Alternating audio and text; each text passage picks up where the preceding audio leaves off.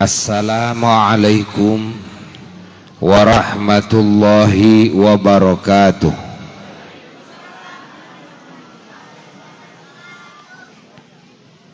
Bismillahirrahmanirrahim.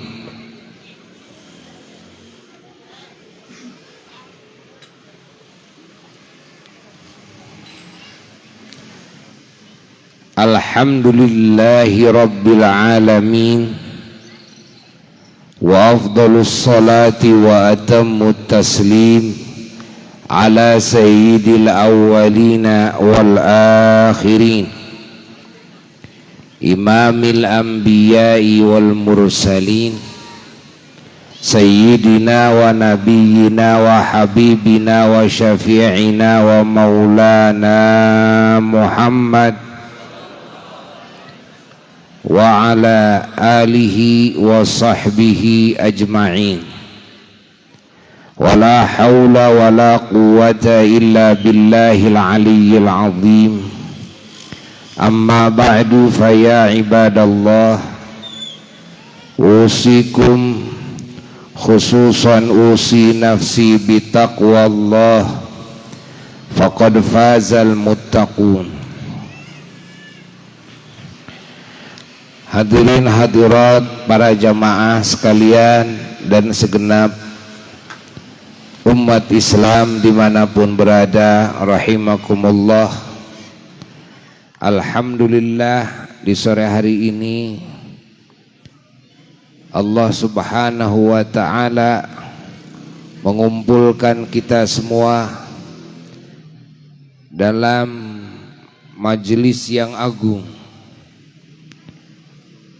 dalam majelis yang dihujani olehnya dengan hujan kasih sayangnya dan hujan barakahnya, hujan ampunannya dan hujan anugerahnya.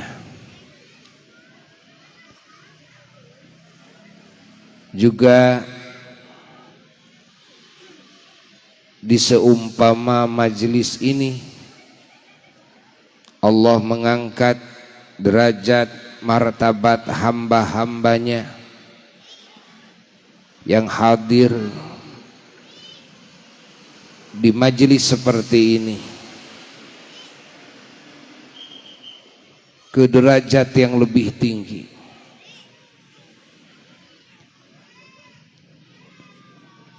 Dan Allah Ta'ala mengabulkan doa hamba-hambanya yang berdoa di majelis seperti ini. Dan Allah subhanahu wa ta'ala melimpahkan pahala yang sangat besar sekali yang Allah simpan di gudang kebaikan amal hamba-hambanya, yang kelak di hari kiamat hamba tersebut akan menemukan warna-warni nikmat dan anugerah hasil daripada hadir di majelis ilmunya seperti ini.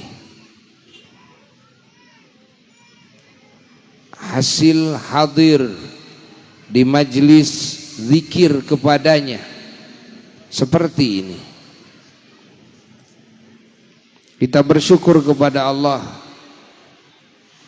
karena kita tidak mungkin bisa hadir di majelis yang agung kecuali jika Allah lah yang menghadirkannya. Kita tidak mungkin mengenal kepada keagungan kecuali hanya Allah lah yang memperkenalkan hati kita kepada keagungan di sisinya. Kita tidak mungkin bisa meraih keuntungan apapun di dunia dan di akhirat kecuali Allah lah yang menakdirkannya. Allah lah yang menghendakinya. Semua atas kehendaknya, semua atas takdirnya. Maka tidak ada kata yang lebih pantas diungkapkan oleh seorang hamba yang menerima kebaikan Tuhannya kecuali bersyukur kepada Tuhannya dan memuji kepada Tuhannya, mengucapkan alhamdulillahi rabbil alamin. Sahibul makan, sahibul tempat. Haji Mas Ego, beliau mengadakan acara ini pun juga demi mensyukuri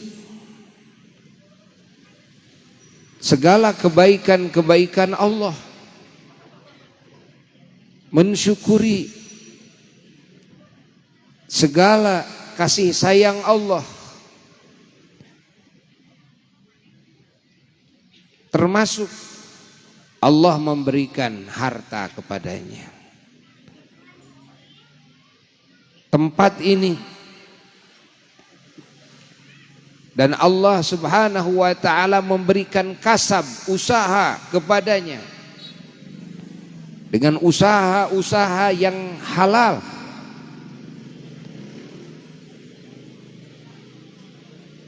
Allah kasih kasab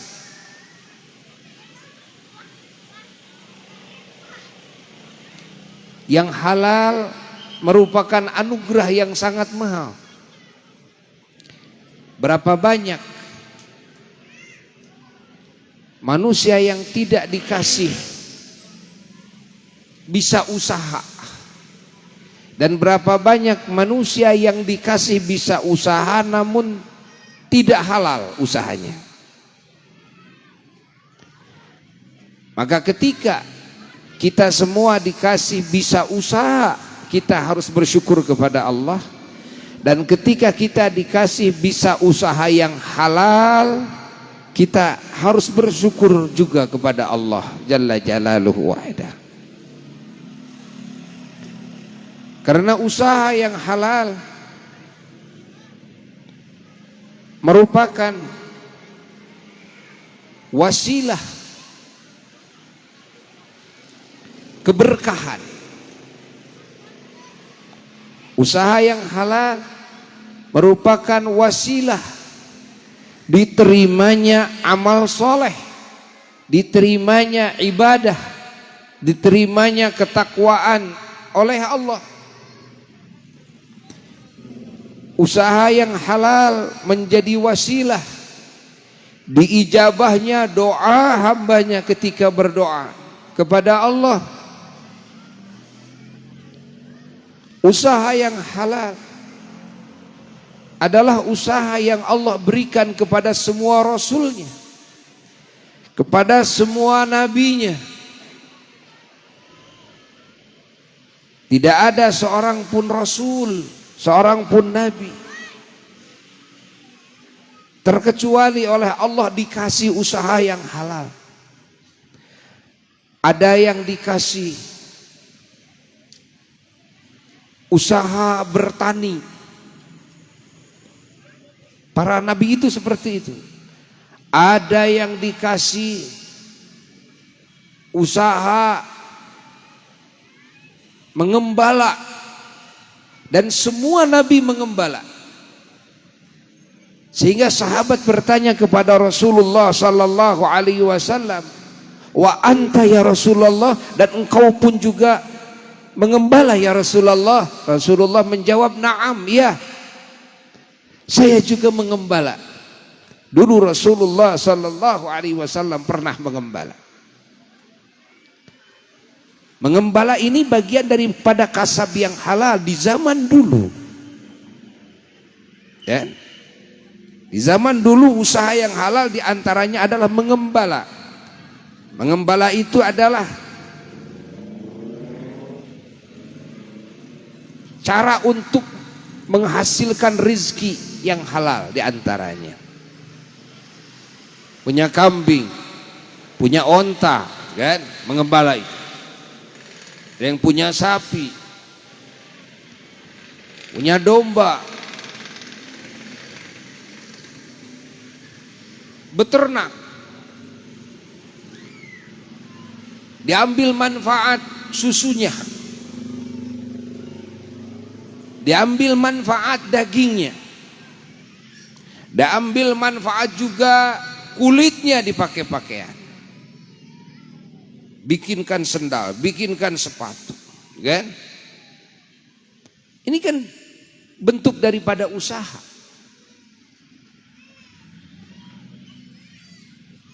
Dan semua para nabi ternyata salah satu kasabnya yang semuanya pada melakukan kasab tersebut adalah mengembala. Allah. Para rasul, ya para rasul. Mengembala, ya mengembala. Para rasul atau Nabi Musa alaihissalatu wassalam menyatakan kepada Allah, dan dengan bangganya beliau berkata kepada Allah ketika Allah bertanya, wa matil kabiyaminika ya Musa, apa di tangan kananmu wahai Musa? Nabi Musa dengan bangga mengatakan bahwa ini adalah tongkatku, termasuk wa ahusyu biha ghanami. Ini tongkat yang saya pegang ini, dan untuk menggiringkan ghanam. Apa ghanam? Domba-dombaku. Allah bangga, dilaporkan kepada Allah kasabnya yang halal. Wa ahusyu biha ghanami. Apa itu? Dan cerita tentang kasab yang beliau jalani untuk bisa makan, untuk melestarikan kehidupan, untuk bisa sehat, dan untuk bisa kuat. Wasilahnya kan manusia dari makanan dan minuman. Makanan dan minuman, kan? Apa di antara makanan minuman yang baik? Susu. Apa? Daging, kan? Kasabnya yang mengembala, beternak. Sehingga usaha beliau laporkan kepada Allah. Masya Allah, beliau laporkan kepada Allah.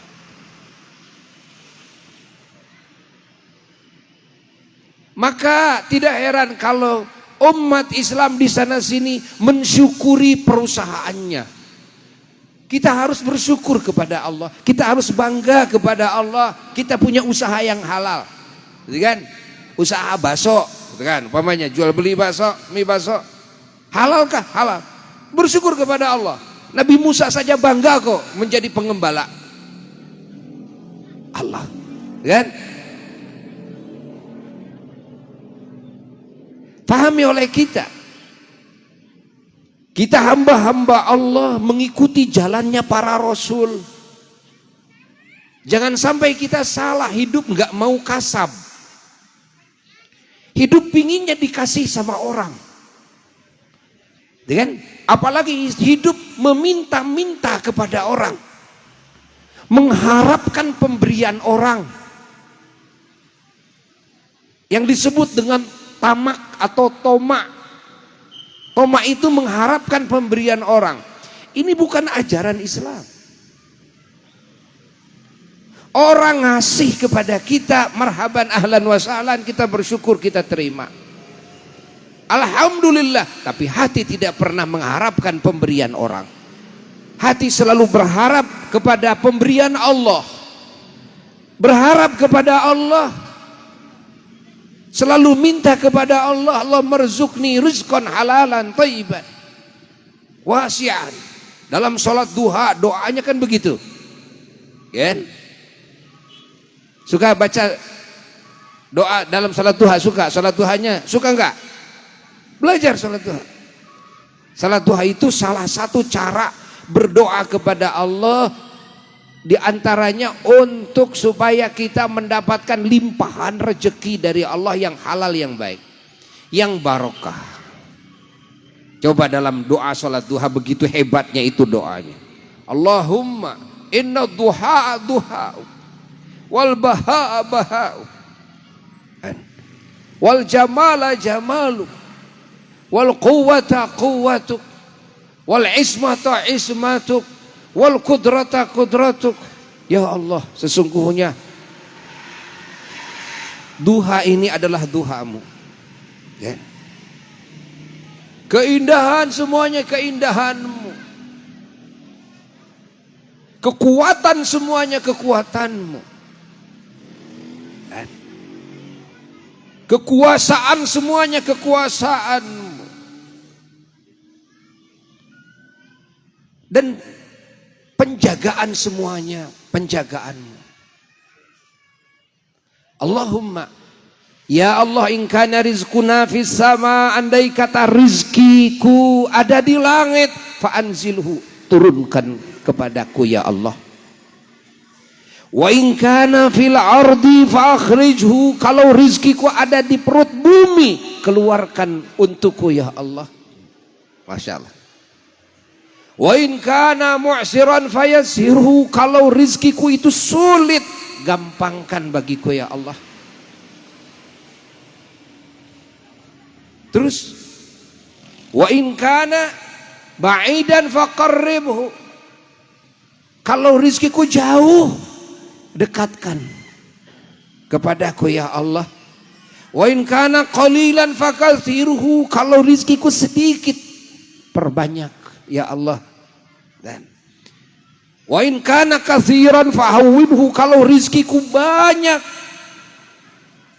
entengkan ya Allah. Karena rizki itu kalau semakin banyak bisa semakin sulit kita, ya kan? Tapi kalau oleh Allah dientengkan, nggak ada yang sulit, nggak ada yang sulit ketika oleh Allah dientengkan.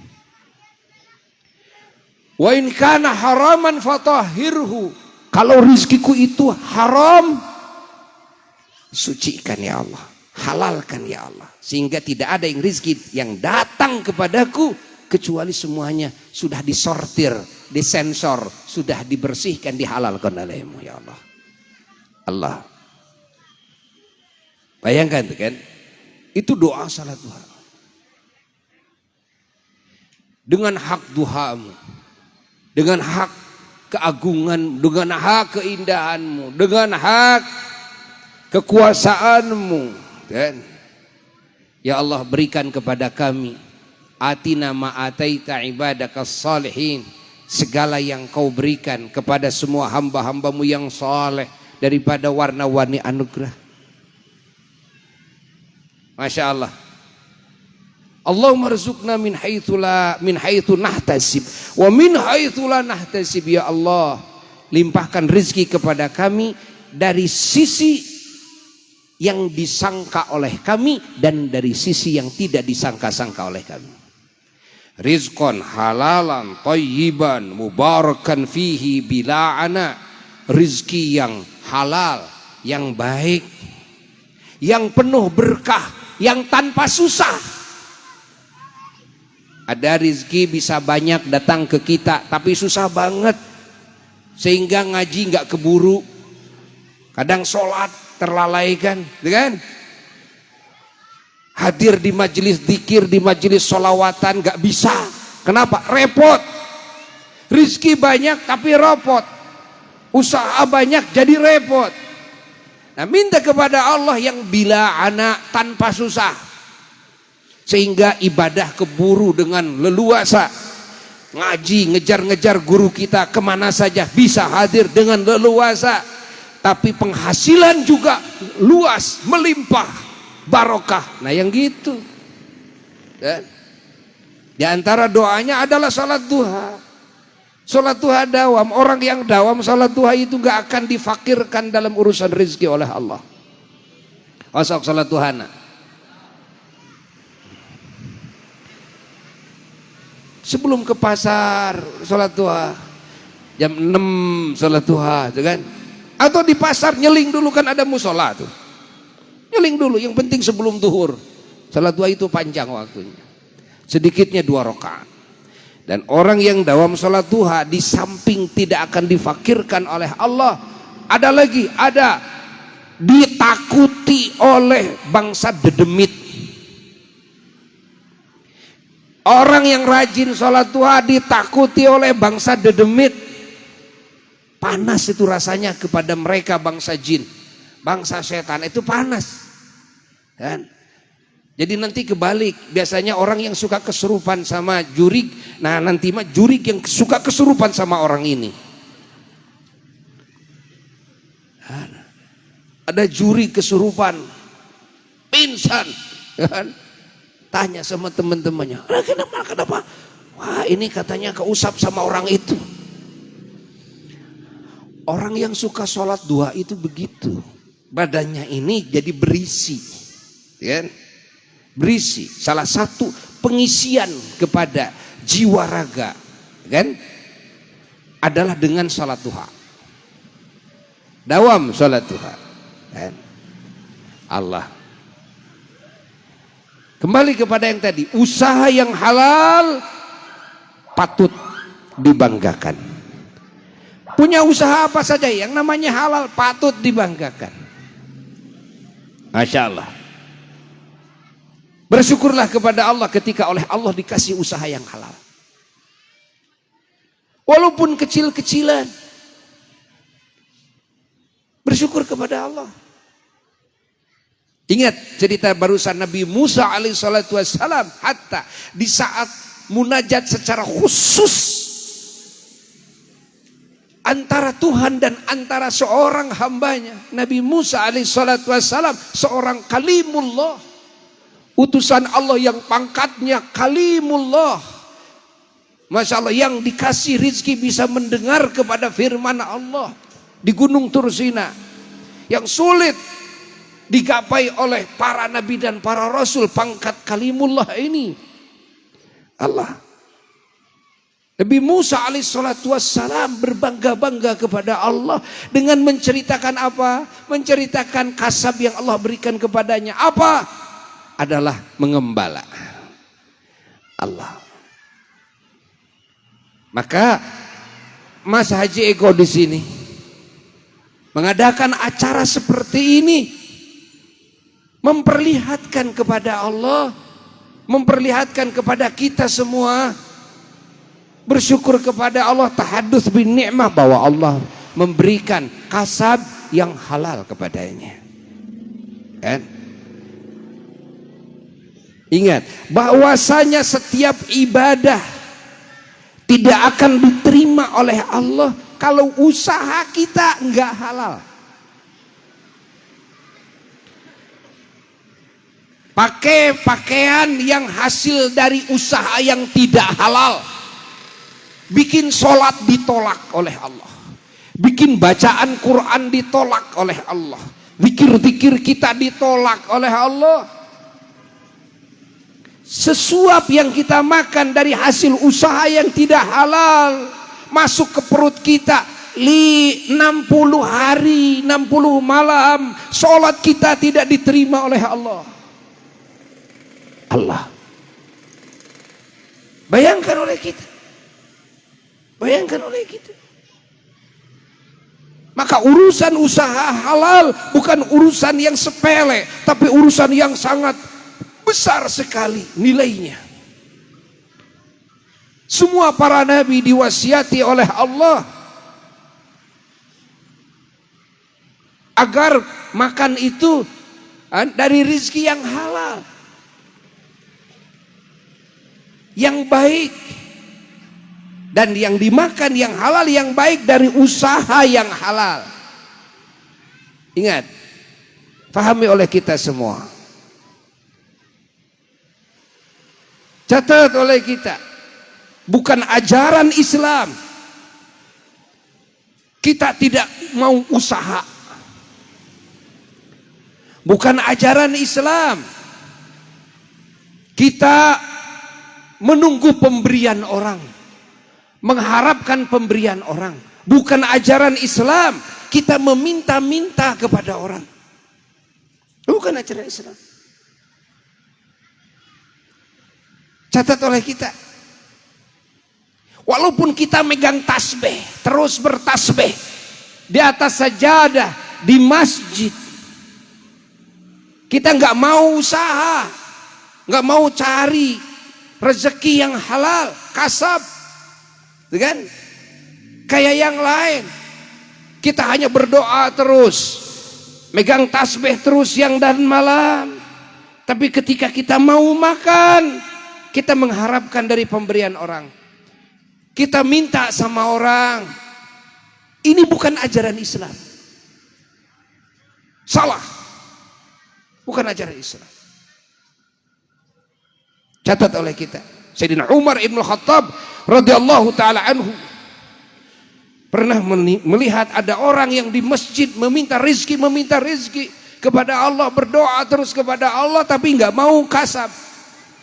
Yang lain turun ke pasar, yang lain bertani, bercocok tanam, yang lain berdagang dan sebagainya. Ada yang jual jasa, kan? Ini tidak mau, cuma di masjid aja. Sayyidina Umar bin Khattab menyuruh keluar dari masjid kepada orang tersebut. Keluar kamu. Kan? Salah. Itu cara yang salah dalam hidup. Kan? Lapak kerjaan yang halal sangat luas. Sangat luas sekali. Mau jual beli barang, kan? Mau juga menjual tenaga. Banyak, kan?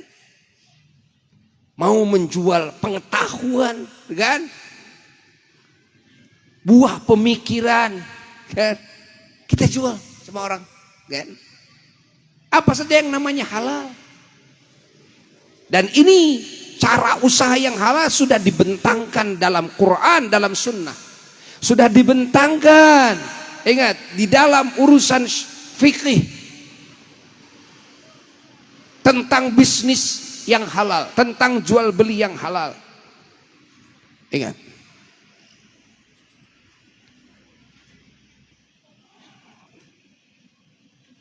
Hati-hati dengan cara usaha yang haram. Sekarang banyak cara usaha yang haram, kan? Ya kalau korupsi sudah jelas sih, kan? Maling udah jelas, kan, haram, ya kan? Di antara yang haram adalah renten, meminjam-minjamkan duit kepada yang lain. Nanti kalau datang dibayar harus lebih. Ini usaha yang haram. Walaupun penghasilan banyak, kita punya uang 1 M, lalu dipinjam-pinjamkan. Setiap yang minjam, kita dapat keuntungan dari hasil meminjamkan kepada orang lain. Ingat, itu cara usaha yang haram yang namanya riba. Ya kan? Yang mana riba itu diancam oleh Allah. Diancam oleh Allah, bahkan diajak perang oleh Allah. Orang yang kasab dengan cara riba seperti itu, ingat, tidak diperbolehkan. Ya. Usaha cara judi tidak boleh, tidak boleh. Hasil judi, ingat. Usaha yang tidak jelas apa yang dijual belikannya. Sekarang ada usaha koin, emas dan sebagainya. Emasnya mana? Enggak ada. Bohong-bohongan.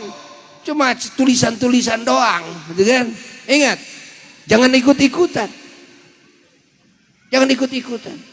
Pahami? Sekarang banyak sekarang. Jangan. Mana yang dijual belikannya?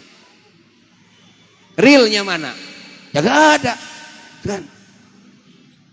Lalu apa yang kamu jual belikan? Menjual belikan yang tidak kamu pegang. Menjual belikan yang tidak ada. Nah, cuma tulisan-tulisan doang. Cuma kata-kata doang. Saya punya emas. Di mana? Di otak saya. Saya mau jual sama kamu. Di otak saya. Cuma kotak-katik begitu. Tidak boleh. Nanti kalau kita makan hasilnya pun juga berbahaya. Kenapa berbahaya? Kullu lahmin, kata Nabi, nabata minal haram fannar aula bih. Setiap daging yang jadinya dari haram, maka apilah yang pantas kepadanya. Apilah yang lebih pantas kepada daging tersebut. Allah. Ya. Maka anak kita, anak kecil harus dididik usaha yang halal. Harus dididik. Jual beli dididik. Ingat, anak-anak kita dari kecil harus sudah tahu tentang cara kasab yang halal. Didik oleh kita, ajak ngobrol oleh kita. Dan bawa ke toko, bawa ke warung, bawa ke pasar. Buat apa? Untuk supaya anak ini melihat tuh mereka lagi mencari rizki. Ya. Kasih tahu oleh kita bahwa kita hidup ini tentu ada faktor penyebab yang menjaga kehidupan ini, yaitu makanan minuman diantaranya. Makanan minuman ini kan tentunya tidak bisa kita menunggu pemberian orang, dan itu tidak boleh dalam agama, tapi kita harus cari. Soal orang beri, marhaba, kita terima dengan syukur, ya. Dan kita harus balas kebaikan orang dengan yang lebih baik. Jika tidak, yang sepadan. Itulah ajaran Islam. Tapi ini jangan dijagokan, ya. Biarlah itu urusan Allah. Sekarang kewajiban kita mencari rezeki yang halal. Apa yang patut kita lakukan? Nah, bawa anak kita ke pasar, bawa anak kita ke sawah, bawa anak kita ke kebun. Kasih wawasan tentang kasab yang halal, warna-warni kasab yang halal, begini. Lalu didik anak kita, kan? Didik cara usaha yang halal itu seperti apa. Dididik jual beli, kan? Ingat Buya lagi kecil, lagi SD, dididik oleh orang tua, padahal apa? Ulama besar. Mama Kiai Haji Ahmad Toha ulama besar, banyak hartanya. Allah. Buya ini anak bungsu, yang paling kecil, dididik. Dulu ada bos S, padahal SD kelas 1, ya. Ada bos S, tuh. Dikasih wawasan oleh apa? Oleh Umi, cara usaha yang halal. Lalu ingin ikutan, kayak yang lain, dagang es, yang pakai termos itu, dari Badaraksa ke Nanjung, karena bosnya ada di Nanjung. Banyak yang tahu Nanjung. Lalu belajar dagang bala-bala. Siapa bosnya? Kakak sendiri.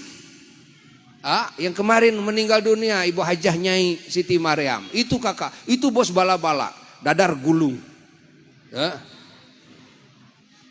Dia dagang ke sekolah, dagang jambu, jambunya punya nenek, dan setiap jam 3 malam, jam 2 malam sudah bawa apa? Boboko buntung, bakul buntung, kan? Sama keponakan, anak kakak. Kenapa harus jam 2 jam? Karena takut keburu habis diambil orang. Ngambilin jamu-jamu yang jatuh. Jamu-jamu yang jatuh. Dibersihin. Udah dibersihin, ditiir kunyere. Dengan lidi. Lidinya kita ngambil sendiri. Ada pohon kelapa yang pendek, kan? Jadi kalau ke sekolah sambil bawa dagangan jambu. Allah. Lalu dididik oleh apa juga? Cara beternak. Merpati, ayam, bebek, kan? Angsa. Dari kecil. Kalkun itu dari kecil. Kelinci, marmot. Belajar nyabit rumput. Belajar kayak yang lain. Kan? Ke kebun, cari rumput. Di pinggir-pinggir irigasi, cari rumput. Bawa karung. Untuk ngasih makan kelinci, ngasih makan itu marmot. Dari kecil. Dididik oleh ayah seperti itu. Lalu ayam sudah banyak. Kan? Kita jual. Kebetulan ada murid apa dulu. Ya. Dia itu bandar ayam. Orang Cipatik. Bandar ayam. Jadi kalau ayam sudah ada 100, 150 tuh kan. Jual anaknya nih. Ada yang disisakan yang bagus-bagus bibitnya. Untuk apa? Untuk bakal apa? Indukan. Sehingga saking subur ayam-ayam yang diurus sama Buya dulu lagi kecil.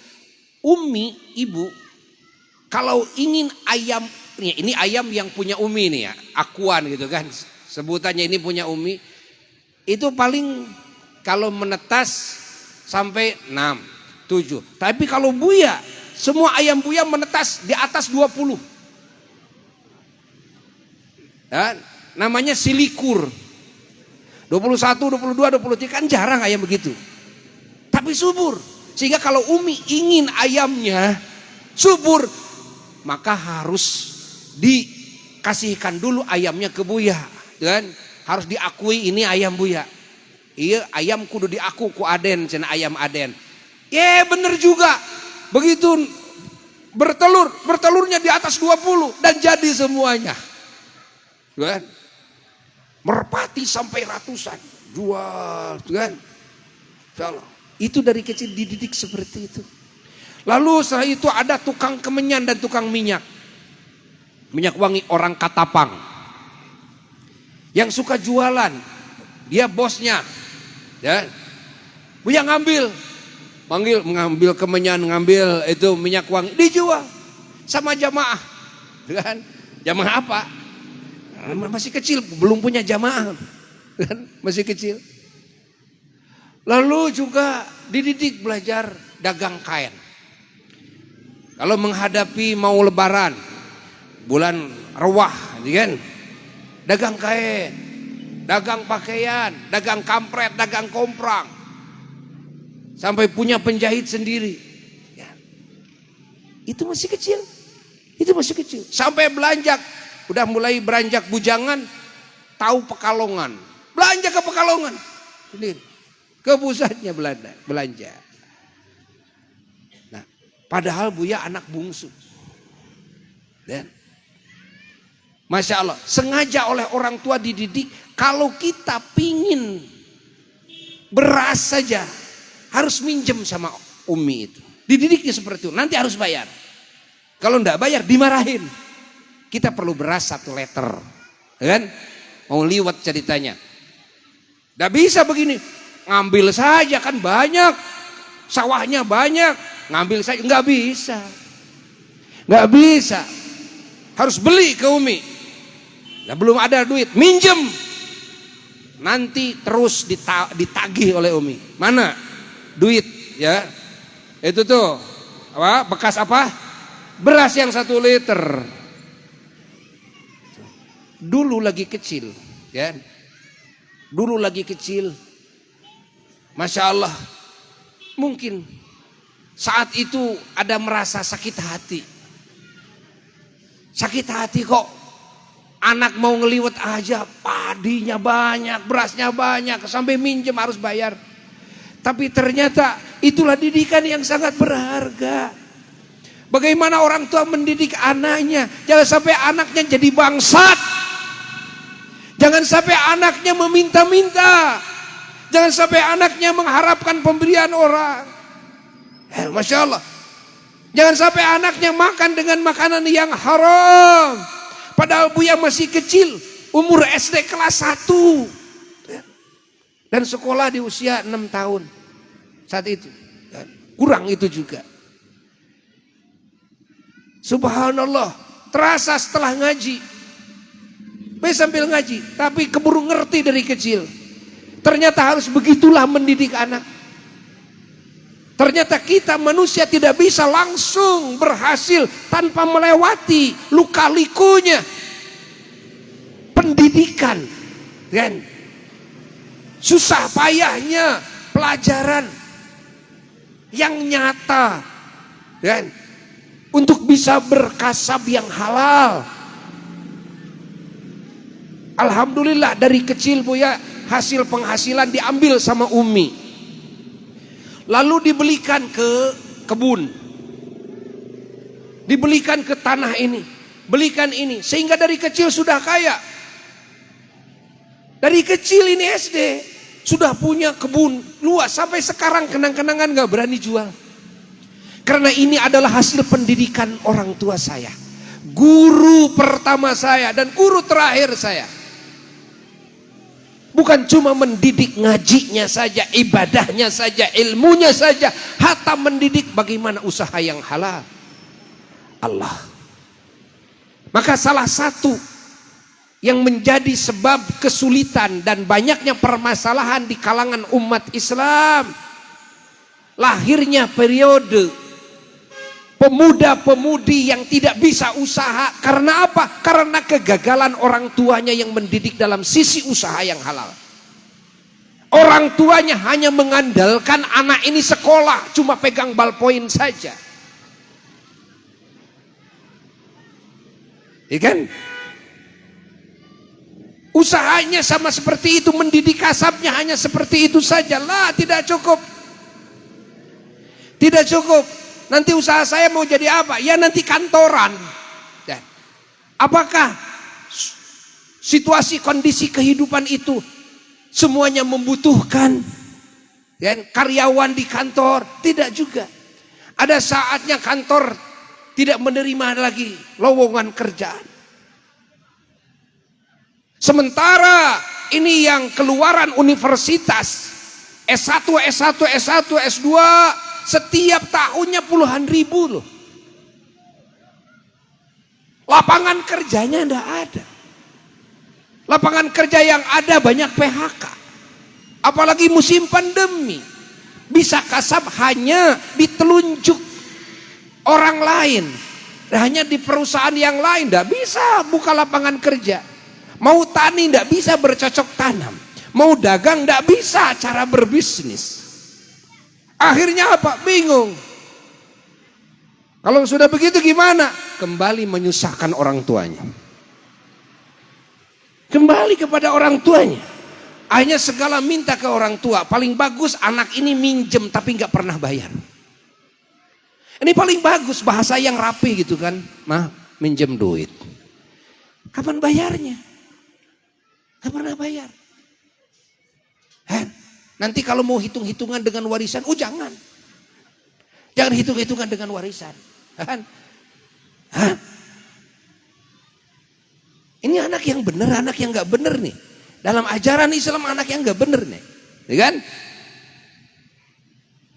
Buat rokok, buat bensin, buat pulsa dengan HP-HP-nya, ya, dengan motor-motornya. Masya Allah, ditambah kurangnya didikan akhlak kepada orang tuanya sendiri. Pada akhirnya anak ini berani kepada orang tuanya. Masya Allah, berani memaksa, berani mencaci maki, berani ngancem-ngancem, mau bunuh, mau gitu, mau gini. Dan sudah terjadi, ada orang tua yang dibunuh sama anaknya. Na'udzubillah min dzalik, tsumma na'udzubillah, tsumma na'udzubillah. Kalau begitu masih berhasil orang-orang dulu. Orang-orang dulu itu langsung nyata, anaknya dibawa ke sawah, anaknya dibawa ke kebun, belajar nyangkul. Sudah mengerti bagaimana cara menghasilkan rezeki, kan?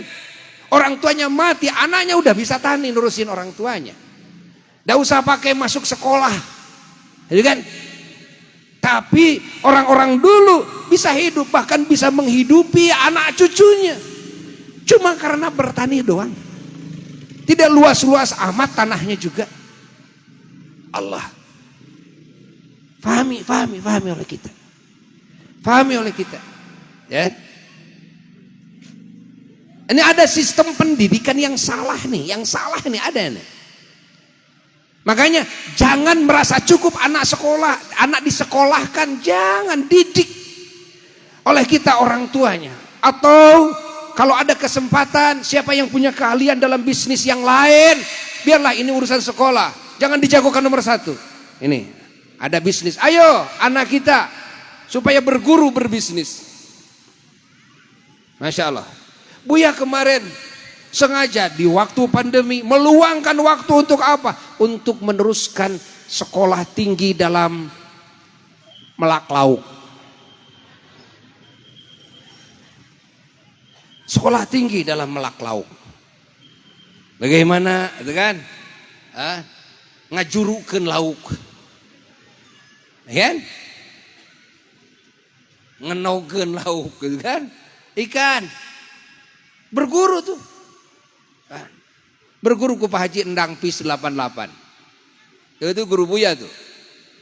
Oh, itu tidak bisa sehari.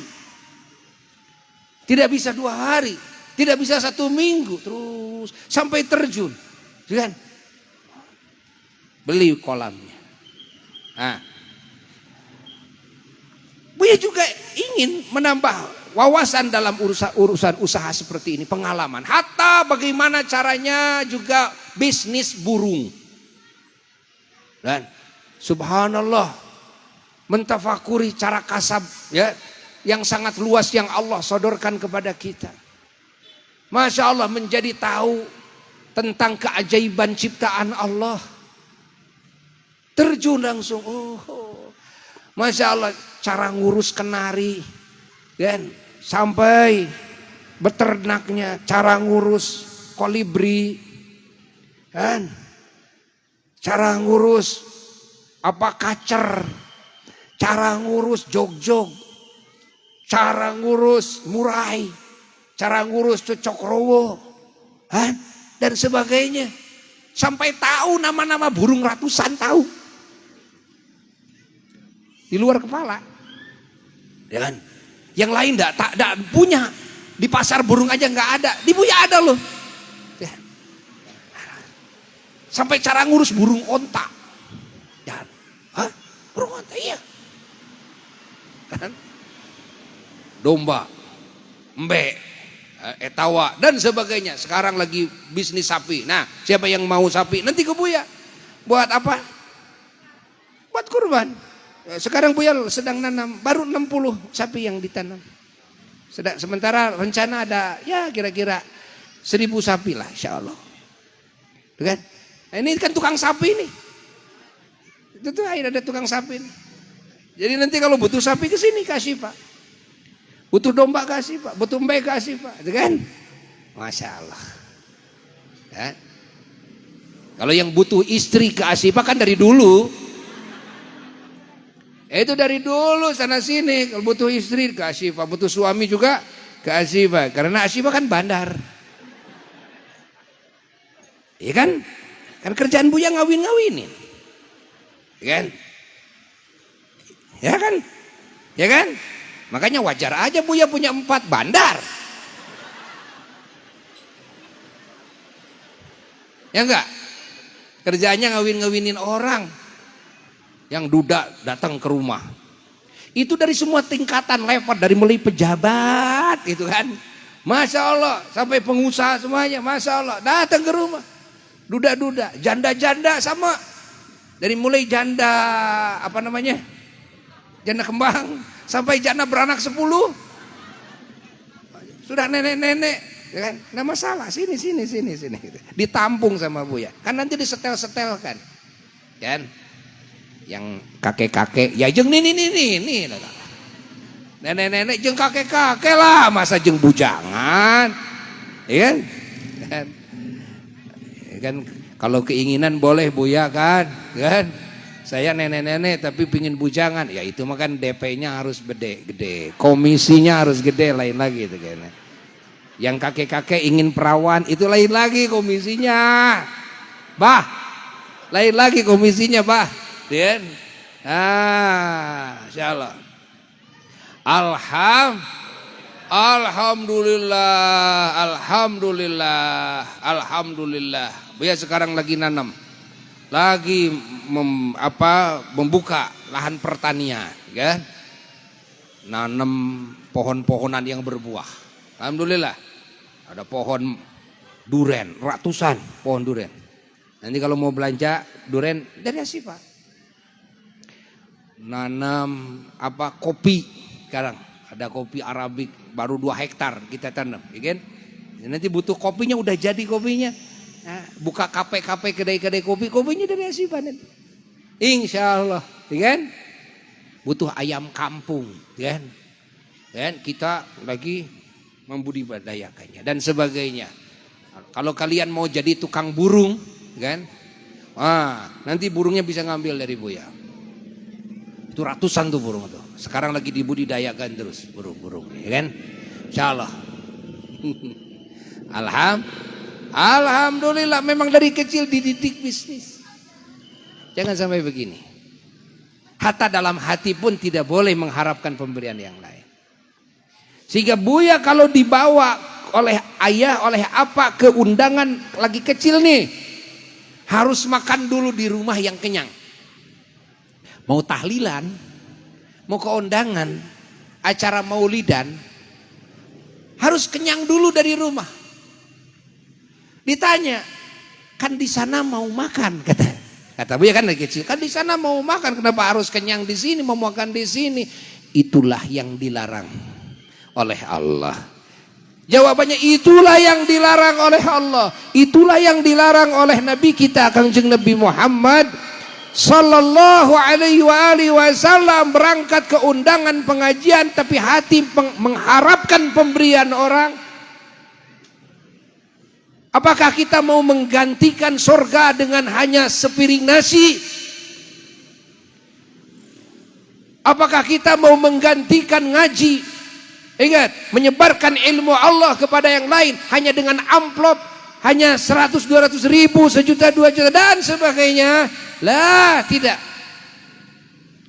Kita turun keluar dari rumah untuk berdakwah karena Allah, untuk amar ma'ruf nahi munkar, kewajiban dari Allah, untuk menyebarkan ilmu Allah, kewajiban Allah.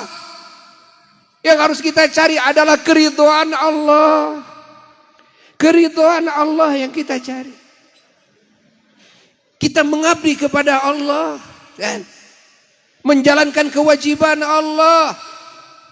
Kenyangkan dulu perutmu agar di hatimu tidak ada keinginan, di otakmu tidak ada harapan ingin diberi sama sahibul bait.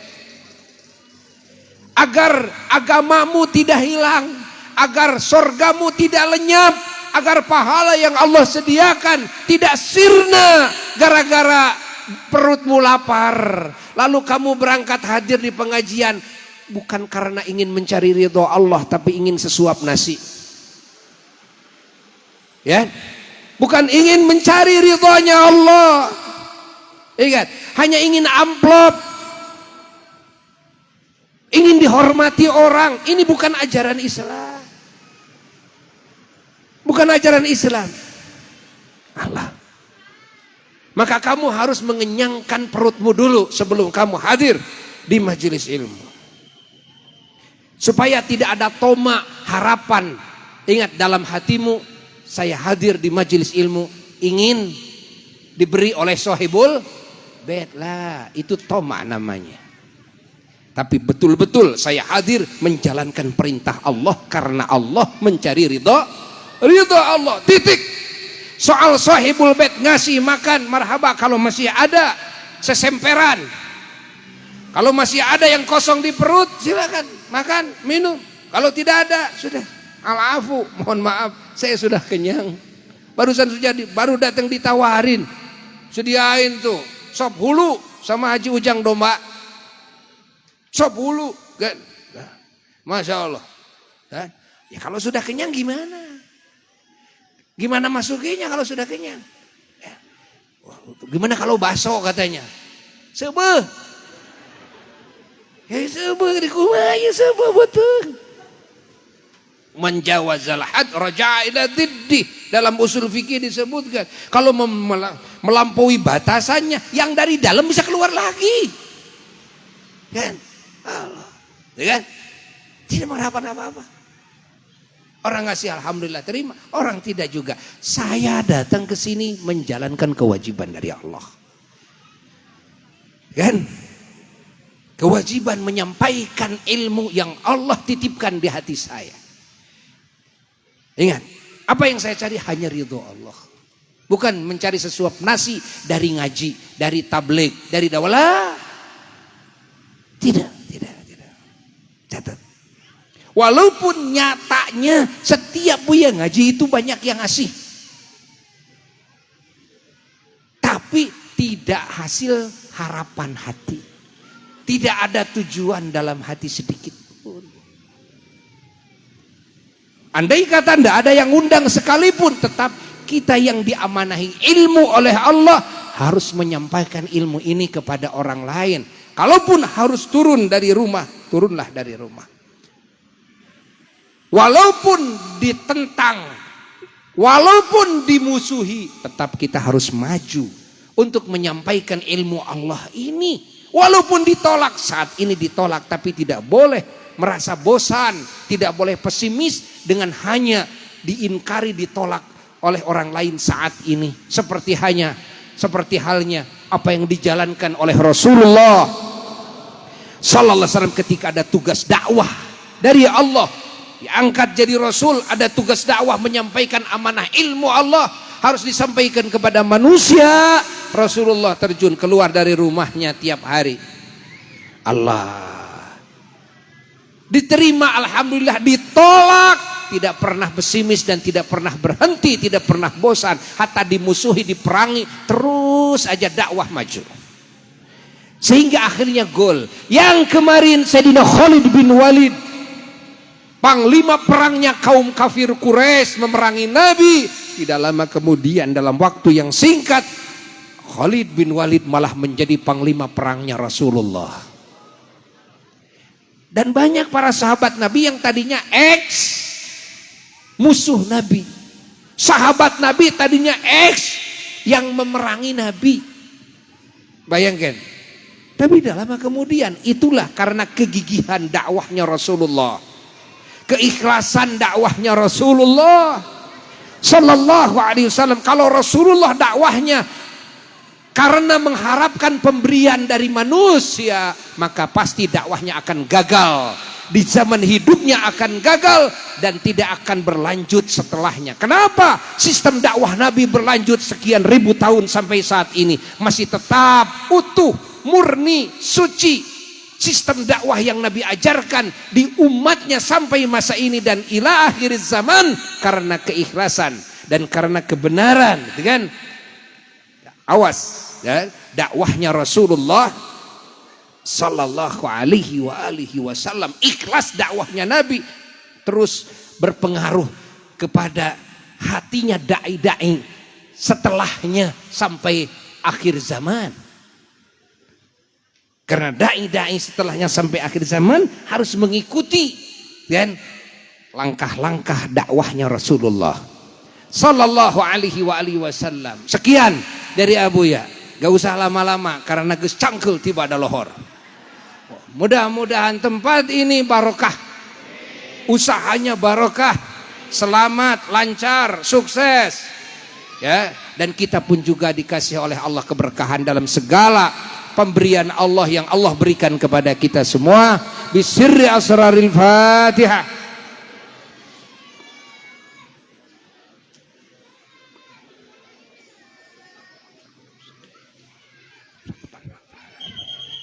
Sekian yang bisa Buya sampaikan. Wassalamualaikum warahmatullahi wabarakatuh.